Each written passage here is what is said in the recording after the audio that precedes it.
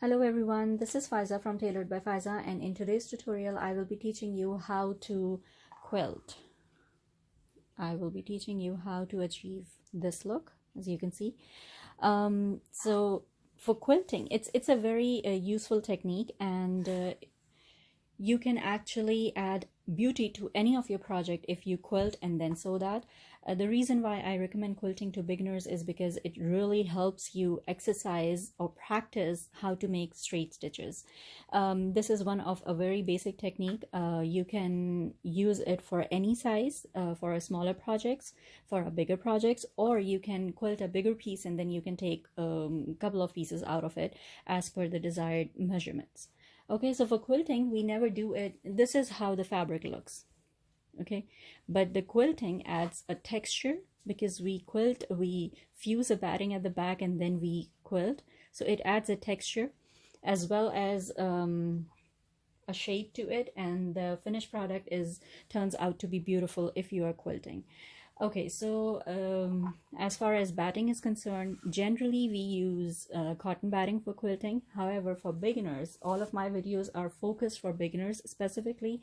So for beginners, I highly recommend to use fusible fleece. The one I'm using is heat and bond fusible fleece. It's an iron-on one. This is sewable, machine washable, and dryable. So I highly recommend this one. The reason why I recommend fusible fleece, you can use any brand, but the reason why I use fusible fleece is because once the fleece is fused to the fabric, it helps you achieve much neater look, and it's much more easier to quilt in comparison to if a beginner is quilting using cotton batting. That is why I recommend that. However, you can, if you have that handy, you can use a cotton batting as well. Okay, so if you're using a fusible fleece, then generally they have one smoother side which is a little bit more shinier than the other one. The other side has a texture. It's not that smooth, kind of rough or bubbly. It depends upon which brand you're buying. The rough side is basically the side which has glue, and that is the side that basically fuses to the fabric, because when you iron on it, the glue sticks to this one and it fuses the batting to the fleece to the fabric. So how you do it is that this is a pretty side of the fabric, the one that will be facing you. Okay, and this is the wrong side of the fabric. So what you will do is that you will attach the rough side, which, or a bubbly side that has a glue, not the smooth side, the bubbly side to the wrong side of the fabric, and you'll put it on top of it like so, and you'll iron it. Okay, so now I have my ironing mat over here, and then I have put this on top of it. Please remember, when you'll be ironing it, you are not going to iron on the fleece side. Okay, always make sure to flip it and iron on the fabric side. Generally, you have to follow the manufacturer's instruction. They are pretty easy, and more or less it is fused the same way. That's it, it's fused. Just give it a good press so that it's fused to the fabric.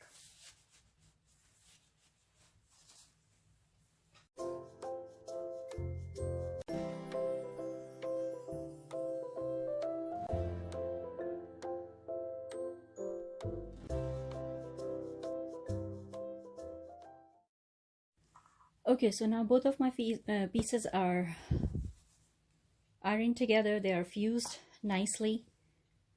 Okay, now I'll tell you that how can you make marks for this look. These are 1 inch apart. You can do it using a quilting ruler. You can use it using a regular ruler, any size that you have available. This one is 1.25 inches wide, this one is 1 inch wide, and with this one you can achieve the width whichever you like. So I will be telling you how to use both of these. Okay, so for this one, what you basically do is you'll pick two opposite corners and then you'll put it like so.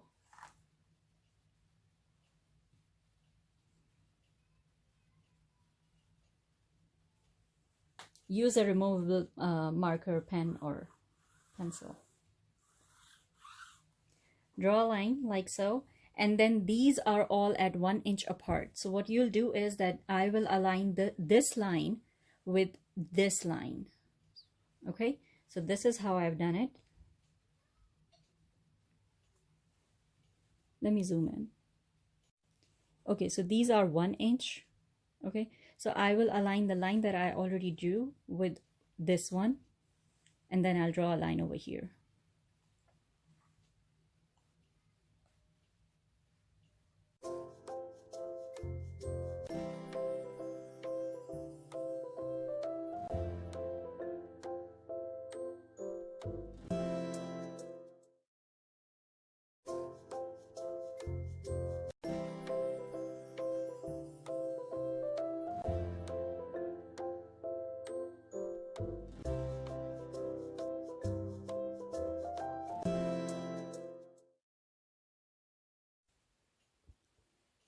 Okay, so now this piece is ready, as you can see.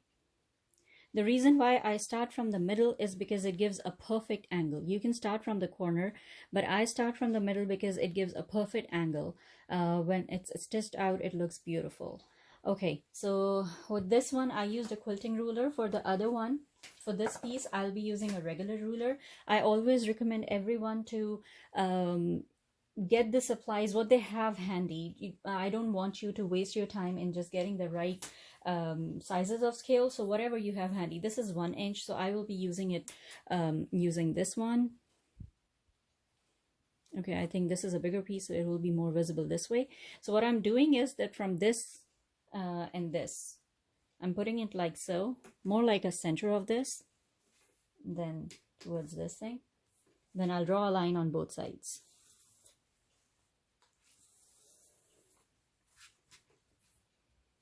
Like this, and then you'll just follow along.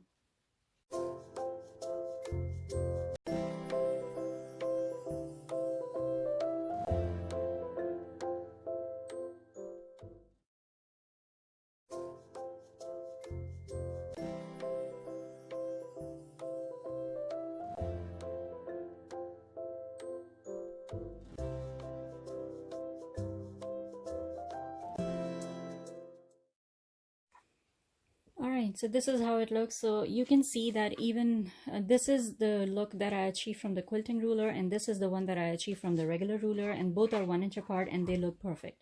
So it doesn't matter what you have. As I have always said, that please use whatever you have handy. Don't just wait to find the right supplies and then start sewing. Okay, so now I'll be telling you how to sew.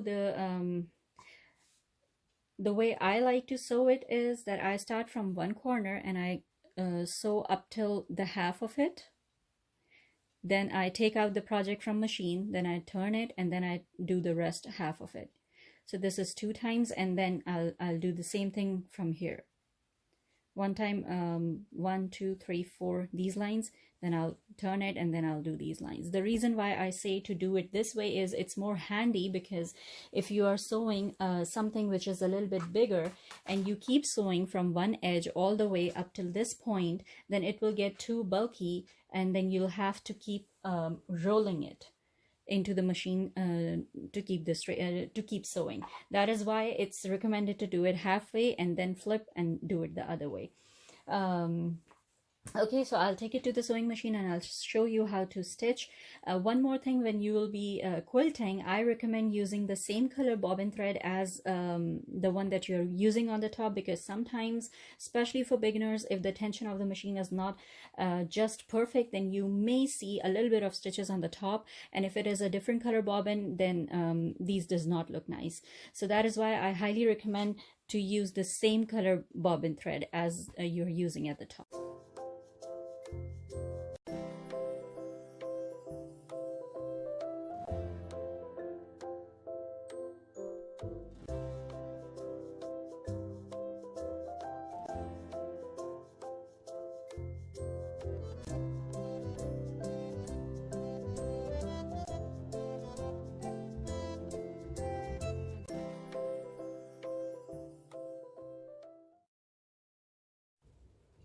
Alright, so this is how it looks.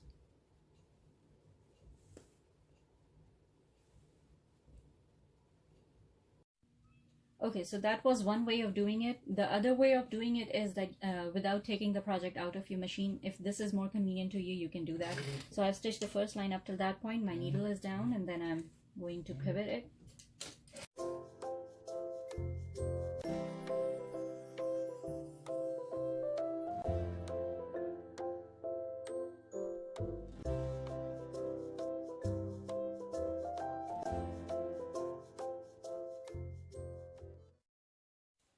Okay, so now all of my quilted pieces are ready, and I would like to cover one more thing, that how can you take out more pieces from one big quilted piece.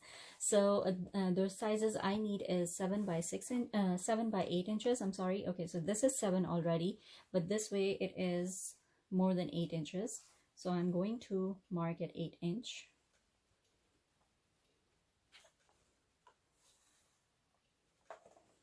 Now this is 8 inch, and I'll just cut the axis off.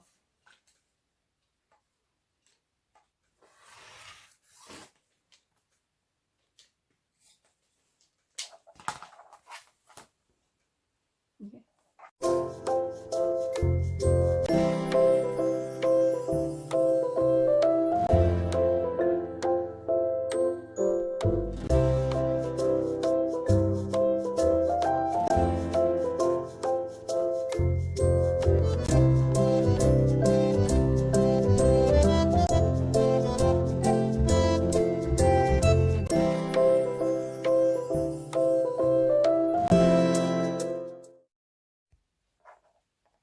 Okay, so this is how I have taken out the pieces from one big quilted one, and I will do the same thing with this one. I'll cut it into about 6 pieces of this size. So I hope this video is going to help you. It's a very useful technique, and it helps beauty to your project. So if you are going to try this, and if you like my videos, please like and share, as well as subscribe to my channel. I'll be coming up with a lot many more tutorials. Thank you.